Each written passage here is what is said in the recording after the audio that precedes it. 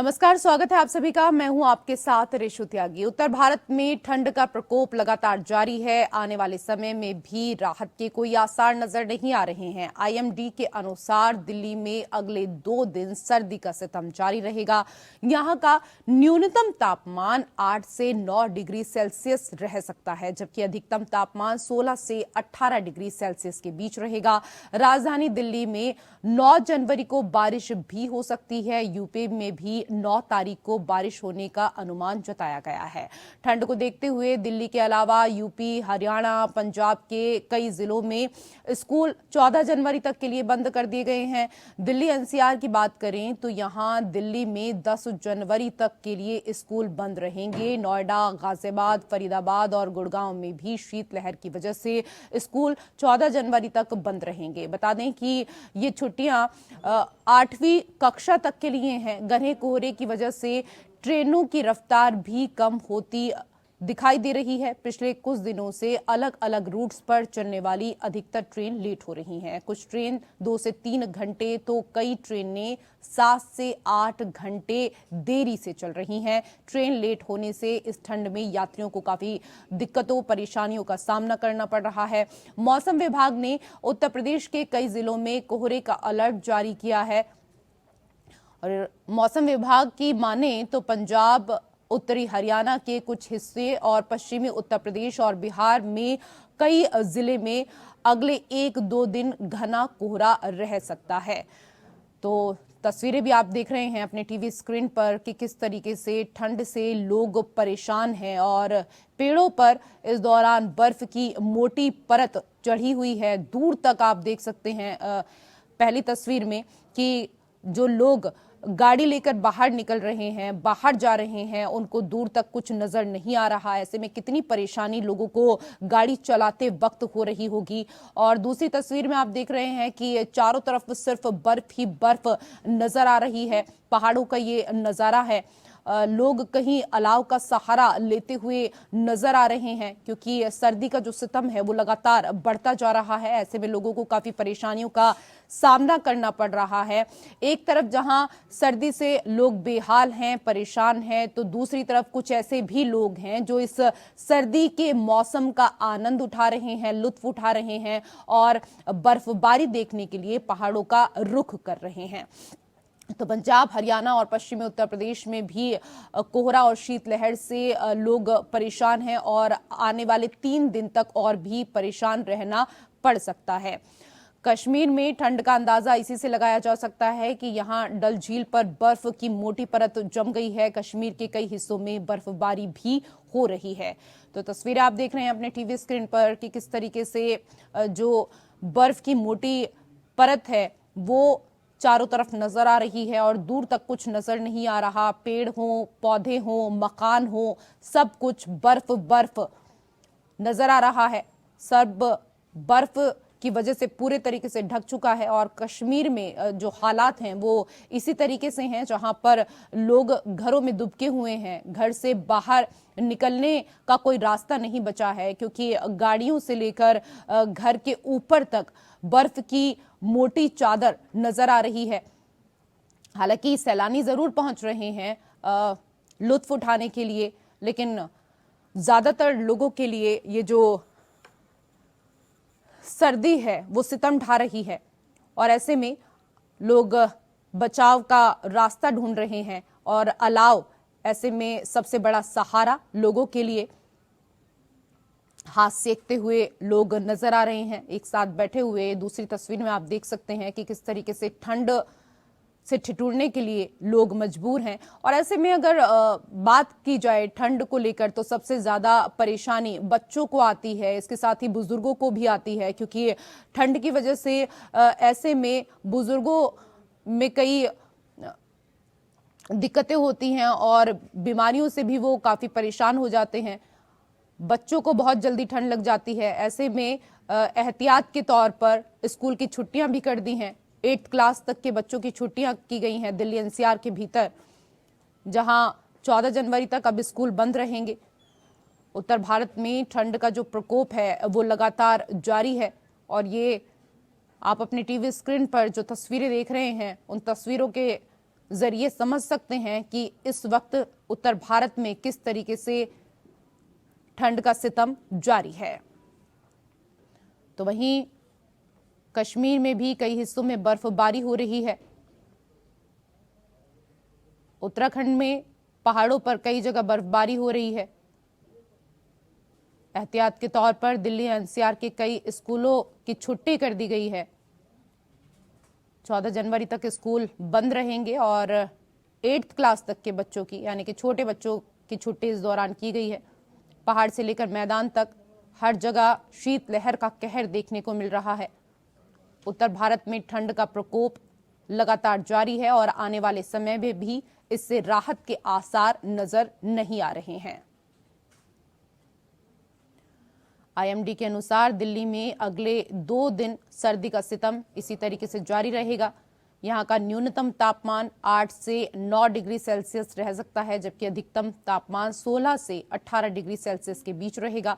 राजधानी दिल्ली में 9 जनवरी को बारिश की भी संभावना जताई जा रही है कि बारिश भी हो सकती है। उत्तर प्रदेश में भी कई ऐसी जगह हैं जहां पर बारिश का अनुमान है। मौसम विभाग ने कहा है कि उत्तर प्रदेश के कई जिलों में बारिश हो सकती है। ठंड को देखते हुए दिल्ली के अलावा यूपी, हरियाणा, पंजाब के कई जिलों में स्कूल 14 जनवरी तक के लिए बंद कर दिए गए हैं। दिल्ली एनसीआर की बात करें तो यहाँ दिल्ली में 10 जनवरी तक के लिए स्कूल बंद रहेंगे। नोएडा, गाजियाबाद, फरीदाबाद और गुड़गांव में भी शीतलहर की वजह से स्कूल 14 जनवरी तक के लिए बंद किए गए हैं। आपको बता दें कि इस दौरान 8वीं क्लास तक के, यानी कि 8th क्लास तक के बच्चों को छुट्टियां दी गई हैं। घने कोहरे की वजह से ट्रेनों की रफ्तार पर भी असर देखने को मिल रहा है। ट्रेनों की रफ्तार कम हो गई है। पिछले कुछ दिनों से अलग अलग रूट्स पर चलने वाली अधिकतर ट्रेनें लेट हो रही हैं। कुछ ट्रेन 2 से 3 घंटे, तो कुछ ट्रेनें ऐसे भी हैं जो 7 से 8 घंटे देरी से चल रही हैं।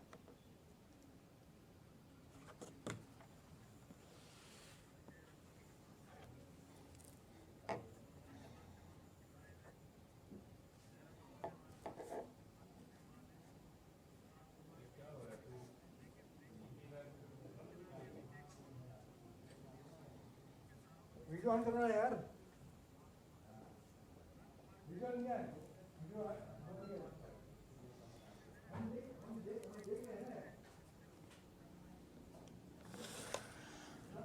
तो सर्दी का सितम लगातार जारी है और कहां किस तरह की तस्वीरें ये हमारे सहयोगी आपको दिखाएंगे। हमारे साथ फिलहाल लखनऊ से अभिषेक रस्तोगी जुड़ गए हैं, तो गाजियाबाद से मनोज सिंह हमारे सहयोगी हमारे साथ हैं। इसके साथ ही देहरादून से हमारे सहयोगी आलोक इस वक्त हमारे साथ मौजूद हैं और कुछ ही देर बाद कुशीनगर से हमारे सहयोगी राजकुमार गिरी भी हमारे साथ इस दौरान जुड़ेंगे। लेकिन सबसे पहले पहाड़ों का रुख कर लेते हैं।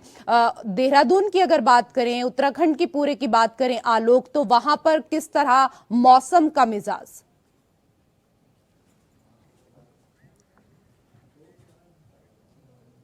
बीते कुछ दिनों में बारिश और बर्फबारी देखने को मिली थी। हालांकि अभी की फिलहाल बात करें तो अभी मौसम शुष्क बना हुआ है। 9 तारीख तक किसी भी प्रकार की बारिश और बर्फबारी का अनुमान फिलहाल नहीं जारी किया गया है। तो 9 तारीख के बाद ऊंचे पहाड़ी वाले क्षेत्रों में, जो कि 3000 मीटर से ऊंचाई वाले क्षेत्र हैं, वहां पर बर्फबारी देखने को जरूर मिल सकती है। हालांकि अभी मौसम शुष्क है और सुबह और शाम को लोगों को ठंड सता रही है। मौसम विभाग का यह अनुमान है कि 9 तारीख के बाद जब बारिश और बर्फबारी देखने को मिलेगी, उसके बाद कहीं ना कहीं ठंड से लोगों को राहत मिलेगी, क्योंकि बारिश जब पड़ती है तो उसके बाद ठंड भी धीरे धीरे कम होने लगती है। तो अभी इंतजार है तो सिर्फ बारिश का, और मौसम विभाग ने ये कहा है कि 9 तारीख के बाद उत्तराखंड में ऊंचाई वाले क्षेत्रों में बारिश देखने को मिल सकती है। बिल्कुल, उत्तराखंड में थोड़ी राहत मिल सकती है 9 तारीख के बाद, लेकिन उत्तर प्रदेश में बारिश की भी संभावना है। और हमारे सहयोगी मनोज सिंह हमारे साथ जुड़े हुए हैं गाजियाबाद से। मनोज, पहले तो ये बताइएगा कि निगम की तरफ से क्या कुछ व्यवस्था की गई है, और कुछ लोगों को मैं आपके पीछे देख पा रही हूँ, जरा उनसे भी बात करने की कोशिश कीजिए। सर्दी के इस मौसम में किस तरह की परेशानियों से उनको जूझना पड़ रहा है? बिल्कुल रेसू, गाजियाबाद की अगर बात करते हैं तो सर्दी का सितम गाजियाबाद के साथ साथ दिल्ली एनसीआर में भी लगातार बढ़ता जा रहा है। ऐसे में जो सबसे अच्छी बात है कि गाजियाबाद के जो स्कूल हैं वो 14 जनवरी तक बंद कर दिए गए हैं, जिससे अभिभावक को भी काफी राहत है। ऐसे में देखिए हमारे साथ कुछ लोग हैं, उनसे भी हम बात करेंगे ये बताइए क्या नाम है आपका? राम कुमार त्यागी जी, ये बताइए सर्दी गाजियाबाद में किस तरह से पड़ रही है, क्या क्या दिक्कतें हो रही है इससे? दिक्कतें बहुत हो रही है बच्चों को स्कूल पहुंचाने में। तो अब तो छुट्टी होगी बच्चों की। हाँ, इसके साथ मिलेगी। क्या करते हैं आप? मैं तो सर्विस करता हूँ। सर्विस करते, तो आने जाने में तो दिक्कत होती होगी सुबह। दिक्कत होती है। आप बताइए भैया, आप क्या करते हैं? मेरा बाहर का ही काम है वाह। सर। मेरा बाइक का, स्कूटी का, अच्छा अच्छा। आउटडोर का काम। हाँ हाँ। बहुत ज्यादा दिक्कत हो रही है निकलते वक्त। प्रशासन की तरफ से क्या व्यवस्था है गाजियाबाद में? जिस तरह से अलाव, प्रशासन के दावे हैं, अलाव है, रैन बसेरा है, तो क्या कहना चाहेंगे कि इस तरह की व्यवस्था सड़क पर निकलते हैं तो कहीं देखने को मिलती है? जगह जगह पुलिस वाले ये बोला जाता है उनसे, वो बोलते हैं हमें हाँ हाँ। कि कम मतलब स्पीड, गाड़ियों की स्पीड धीमी रखें। रखें और संभाल के। बिल्कुल बिल्कुल, कोहरे की वजह से। कोहरे की वजह। देखिए रिशु, बिल्कुल जो गाड़ियों की स्पीड है, प्रशासन की तरफ से तमाम तरह के नियम निकाले जाते हैं, और जिस तरह से लगातार सर्दी बढ़ रही है, ऐसे में गाजियाबाद और दिल्ली एनसीआर के जो सड़क है, हाईवे है, उस पर चलने वाले लोग जो है, उनको यातायात पुलिस की तरफ से एडवाइजरी भी जारी करी गई है कि जो लोग अपनी गाड़ियों की रफ्तार धीमी रखें, साथ ही जो हेडलाइट और डीपर का प्रयोग करें। तो कहीं न कहीं गाजियाबाद में और दिल्ली एनसीआर के साथ में रहने वाले जो लोग हैं आसपास के इलाके में, उनको सर्दी से काफी दिक्कत हो रही है। ऐसे में अनुमान ये लगाया जाता है आने वाले 2 दिनों में बारिश हो सकती है, जिसकी वजह से कुछ ठंड कम हो। और गाजियाबाद की अगर बात करते हैं तो रेलवे प्रशासन की तरफ से भी गाजियाबाद में जो ट्रेनें आती हैं वो काफी लेट आ रही हैं, जिससे काफी यात्रियों को मुश्किलों का सामना करना पड़ रहा है। यात्रियों को काफी परेशानियों का सामना करना पड़ रहा है। मनोज, वापस मैं आपके पास आऊंगी, जरा लखनऊ का रुख कर लेते हैं। हमारे सहयोगी अभिषेक वहां पर मौजूद हैं। अभिषेक, अगर लखनऊ की बात करें, दिल्ली एनसीआर के भीतर तो स्कूलों की, ज्यादातर स्कूलों की छुट्टियां कर दी गई हैं 8th क्लास तक के बच्चों की। क्या लखनऊ में भी या लखनऊ के आसपास में भी स्कूलों की छुट्टियां की गई हैं? वहां मौसम का हाल कैसा है?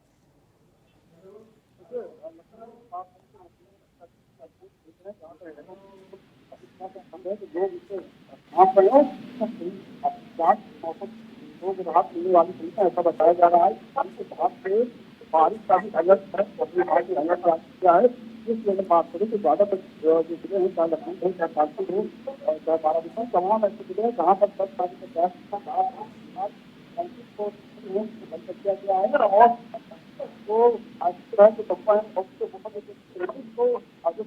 जो 10वां है और उसके ऊपर के जो स्कूल हैं, उसको जो समय है, उसकी जो सीमा है, उसको हटा दिया गया है। सुबह जो कॉलेज लगता था, जो स्कूल लगता था, उसको फिलहाल जो है 11 और 12 बजे से लेकर 3-4 बजे तक किया गया है।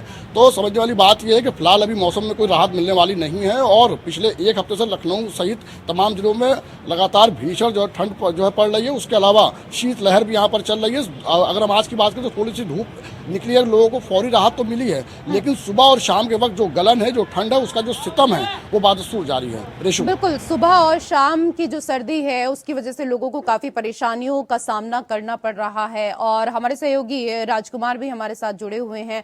राजकुमार, कुशीनगर और आसपास की क्या कुछ स्थिति बनी हुई है, और निगम की तरफ से क्या कुछ इंतजाम किए गए हैं लोगों के लिए ताकि लोगों को परेशानी ना हो पाए? क्या अलाव का सहारा कुशीनगर में लोग ले रहे हैं? जी रेशु, बिल्कुल मैं बताना चाहूँगा।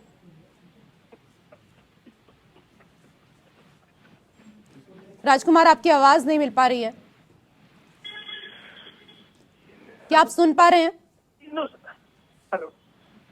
चलिए, मैं वापस आऊंगी आपके पास राजकुमार, लेकिन एक बार फिर रुक कर लेते हैं उत्तराखंड का, जहां हमारे सहयोगी आलोक लगातार हमारे साथ बने हुए हैं। आलोक, हम देखते हैं कि सर्दी के इस मौसम में कुछ लोग तो ऐसे हैं जो रजाई और कंबल से बाहर नहीं निकलना चाहते हैं, लेकिन कुछ युवा ऐसे भी हैं कि जैसे ही छुट्टी होती है तो सबसे पहले उत्तराखंड पहुंचते हैं पहाड़ों पर लुत्फ लेने के लिए बर्फबारी का। तो कौन कौन सी ऐसी जगह हैं जहां पर लोग मौसम का लुत्फ उठा रहे हैं? देखिए रेशु, उत्तराखंड की अगर हम बात करते हैं तो कई ऐसी डेस्टिनेशन हैं जहाँ पर विंटर डेस्टिनेशन जिन्हें कहा जाता है, और ऐसा कहा जाता है कि बर्फबारी का लुत्फ उठाने वहाँ पर हजारों पर्यटक हर साल पहुंचते हैं। चाहे औली की बात करें, चोपता की बात करें, नैनीताल की बात करें, मसूरी की बात करें, ऐसी कई जगह उत्तराखंड में है जहाँ पर बर्फबारी होती है। चक्राता की अगर हम बात करते हैं तो सबसे ज्यादा बर्फबारी चक्राता में देखने को मिलती है, और बर्फबारी का लुत्फ उठाने अक्सर लोग यहाँ पर पहुंचते भी हैं। हालांकि शासन प्रशासन जरूर ये कहता है कि जब बर्फबारी ज्यादा होती है और 1-8 दिन लगातार बर्फबारी होती है तो बर्फ जो है सड़क पर जम जाती है।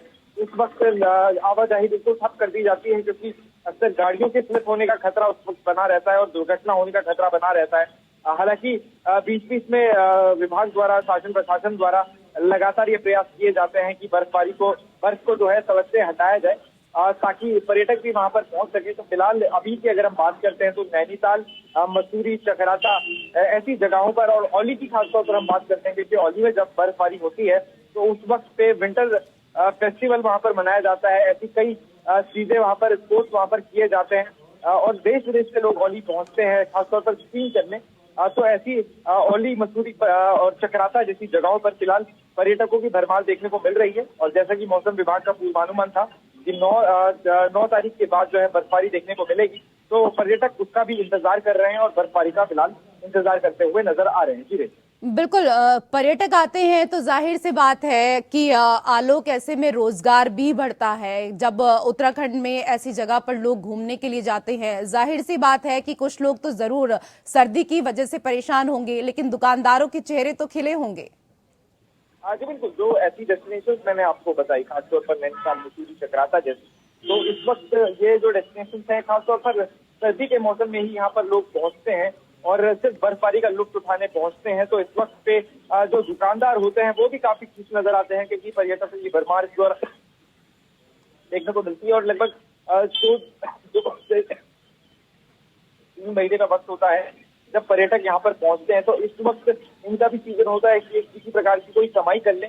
हालांकि चारधाम की जो बैकबोन कही जाती है चारधाम यात्रा, इस पर भी फिलहाल मुख्यमंत्री पुष्कर सिंह धामी ने एक बहुत बड़ा फैसला लिया है कि अब शीतकालीन चारधाम यात्रा भी चलाई जा रही है, क्योंकि जो मूर्तियां होती हैं चारधाम में वो अक्सर दूसरे मंदिरों में शिफ्ट कर दी जाती हैं जब शीतकाल शुरू होता है, क्योंकि बर्फ से घिरा हुआ मंदिर होता है और मंदिर तक पहुंचना इस वक्त बेहद नामुमकिन सा होता है। तो इस वजह से दूसरे मंदिरों में इनकी मूर्ति शिफ्ट की जाती है और वहां पर पूजा अर्चना की जाती है। तो कहीं ना कहीं चारधाम को भी इस वक्त शीतकाल के दौरान चलाने की बात आलोक, मौसम का असर आपकी सेहत पर भी देखने को मिल रहा है, आप अपना ध्यान रखिए। मैं जरा एक बार रुख फिर से गाजियाबाद का कर लेती हूं, जहां हमारे सहयोगी मनोज इस वक्त हमारे साथ जुड़े हुए हैं। मनोज, ये बताइए, क्योंकि सुबह के समय कोहरा बहुत ज्यादा होता है, ऐसे में खास तौर पर जो लोग सड़क पर निकलते हैं अपने वाहनों को लेकर, उनको तो काफी परेशानी हो ही रही है क्योंकि दूर तक कुछ नजर नहीं आता। इसके साथ ही ट्रेनों की रफ्तार भी काफी कम हो गई है। यात्रियों को इस दौरान कितनी परेशानियों का सामना करना पड़ रहा है? रेसू, देखिए, जिस तरह से सुबह मॉर्निंग के वक्त और शाम के वक्त गाजियाबाद में घना कोहरा रहता है, ऐसे में जो सुबह जो नौकरी पेशे वाले लोग हैं जो गाजियाबाद से और मुरादनगर, मोदी नगर से और मेरठ से जो लोग आते हैं, जो दिल्ली जाते हैं, उनके लिए खासकर दिक्कतों का सामना करना पड़ता है। क्योंकि जिस तरह से हाईवे पे, जो सड़क पे, मेन सड़क पे जो है विजिबिलिटी 25 से 30 मीटर रह जाती है, जिससे गाड़ियों के एक्सीडेंट की संभावना ज्यादा उत्तर होती है।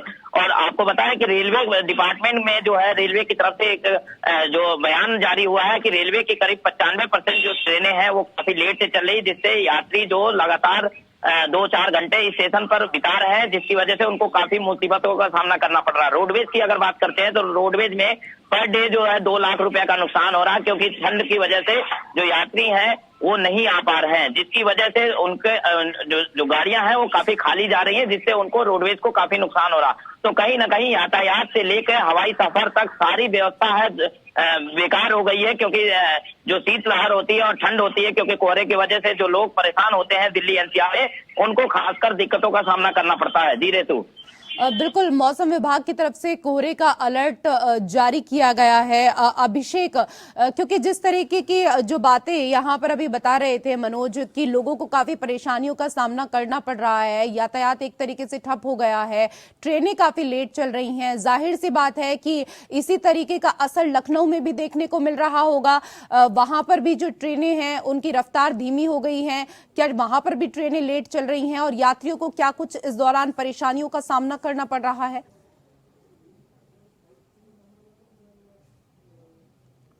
देखिए, तकरीबन 2 दर्जन से ज़्यादा ट्रेनें ऐसी हैं जो अपने समय से तकरीबन 3 से 4 घंटा लेट चल रही। तो ऐसे में तमाम ऐसे लोग हैं जिनको लखनऊ आना होता है, लखनऊ से तमाम जगहों पे जाना होता है। ऐसे में उनके साथ समस्या वाली बात यह है कि वो स्टेशन पर आ जाते हैं, उसके बाद उनको स्टेशन पर घंटों इंतजार करना पड़ता है। कई बार तो ऐसा भी देखा गया है जो गाड़ियां हैं, जो ट्रेनें हैं, वो रद्द हो गई हैं। और अगर हम आम जनमानस की बात करें तो जो लोग हैं वो तमाम परेशानियों का सामना उनको करना पड़ता है। कुछ लोग हमसे हम जानेंगे। ये बताइए, ठंड का मौसम है, आप लोग ऑफिस जाते हैं, क्या समस्या आती है, क्या दिक्कतें आती है, और लखनऊ का जो मौसम है कैसा है, कितना सर्द है? ठंड का मौसम है, बहुत ही खराब चल रहा है इस समय। कड़ाके की ठंड है और आने जाने में काफी दिक्कतें महसूस हो रही है। हम चाहते हैं इसमें सरकार अपना अलाव जलाए और जैसा भी हो उनको सुविधा दे। अलाव की व्यवस्था करे सरकार, बिल्कुल सही बात है, और कई जगह पर करी गई है, लेकिन कई जगहों पर समस्या है। आप समझाना चाहेंगे कि आप भी घर से निकलते होंगे, ठंड का मौसम है, कितनी समस्या होती है आने जाने में, क्या कुछ दिक्कत रहती है इस मौसम में? समस्याएं तो बहुत हैं, लेकिन ये है कि हर जगह अलाव जल जाए तो कुछ समस्याओं का निदान हो सकता है। तो इसके लिए गवर्नमेंट से तो यही है कि हर जगह पे अलाव की व्यवस्था की जाए, रैन बसेरा भी लगाया जाए, जो आम लोगों को दिक्कतें हो रही हैं उससे भी निजात मिल जाए। यही समस्या है। तो अलाव लगाया जाए, रैन बसेरे की व्यवस्था की जाए, ये सब मांग है लोगों की कि सरकार प्राथमिकता पर इसको देखे और आगे बढ़ाए। हालांकि कुछ जगहों पे व्यवस्था की भी गई है, लेकिन पूरे शहर की अगर हम बात करें तो कहीं ना कहीं ऐसे स्थान भी जहां पर जो अलाव है उसकी व्यवस्था नहीं हो पाई। तो तमाम लोग हैं जिनकी अपनी अपनी समस्याएं हैं, और हो भी क्यों ना, क्योंकि जो ठंड है वो लगातार भीषण रूप लिए हुए है, शीतलहर भी चल रही है, उसके अलावा कोहरा भी है, जिसकी वजह से जो यातायात है वो भी कहीं ना कहीं प्रभावित हो रहा है। रेशु, बिल्कुल, और राजकुमार भी हमारे साथ जुड़े हुए हैं, हमारे सहयोगी कुशीनगर से। राजकुमार, कुशीनगर की क्या कुछ स्थिति है और निगम की तरफ से लोगों के लिए क्या कुछ किया जा रहा है? ठंड का जो मौसम, चलिए, राजकुमार की आवाज हमारे पास तक नहीं पहुंच पा रही है, लेकिन मनोज, कुछ दिन पहले आपने तो क्योंकि रैन बसेरों के भीतर भी जाकर देखा था कि वहां पर क्या कुछ इंतजाम किए गए हैं। अभी फिलहाल रैन बसेरों के क्या कुछ हालात हैं? क्या वहां पर लोगों को सुविधा दी जा रही है, या फिर अभी भी सड़क पर रात भर सोने के लिए मजबूर हैं लोग जो बाहर से आते हैं? देखिए रेसू, अभी हमने कुछ दिन पहले खबर चलाई थी कि जो रैन बसेरा है गाजियाबाद के अंदर स्थायी और अस्थायी रूप से बनाया गया है, और जिसको देखते हुए जो हमने खबर की थी तो स्थायी जो रूप से जो रैन बसेरा है उसमें करीब 25 से 30 बेडों का रैन बसेरा बनाया गया है। जो यात्री जो दूर से आते हैं, जो गरीब तबके लोग हैं, जो रात में सड़क पर सोते थे, वो उनके लिए बनाया गया था। ऐसे में अस्थायी तौर पे भी बनाया गया है, लेकिन जो रियलिटी है अभी ग्राउंड जीरो की अगर बात करते हैं तो ग्राउंड जीरो पे वो तस्वीरें बिल्कुल हट के आती है, क्योंकि उसके बाद भी हमने एक एपीएन पे खबर चलाई थी कि उसमें लोग हमें सड़क पर सोते दिखाई दिए, तो जिसका प्रशासन ने संज्ञान लिया है और खास करके उनसे पूछताछ में ये बताया उन लोगों ने कि हमारे पास आईडी की कमी है, आईडी नहीं था। यानी कुल मिला के ये है, उसकी भी व्यवस्था प्रशासन ने किया। तो कहीं ना कहीं जिस तरह से सर्द बढ़ती रहती है, उत्तर प्रदेश सरकार का भी फरमान है कि जो गाजियाबाद और दिल्ली एनसीआर और साथ साथ पूरे उत्तर प्रदेश के अंदर जो भी व्यक्ति अगर सड़क पर सोता दिखाई देता है तो पुलिस प्रशासन के साथ साथ जो लोग भी हैं वहाँ के, वो भी रैन बसेरे की व्यवस्था उनको एड्रेस बताए और वहाँ उनको भेजा जाए। तो कहीं ना कहीं प्रशासन भी जागरूक रहता है, और गाजियाबाद की अगर बात करते हैं तो गाजियाबाद में प्रशासन एक्टिव मोड पे रहता है। जी बहुत शुक्रिया तमाम जानकारी के लिए मनोज सिंह। राजकुमार गिरी आपका भी शुक्रिया, अभिषेक रस्तोगी और आलोक आपका भी बहुत बहुत शुक्रिया। और इसी के साथ हमारी खास पेशकश में फिलहाल इतना ही। नमस्कार।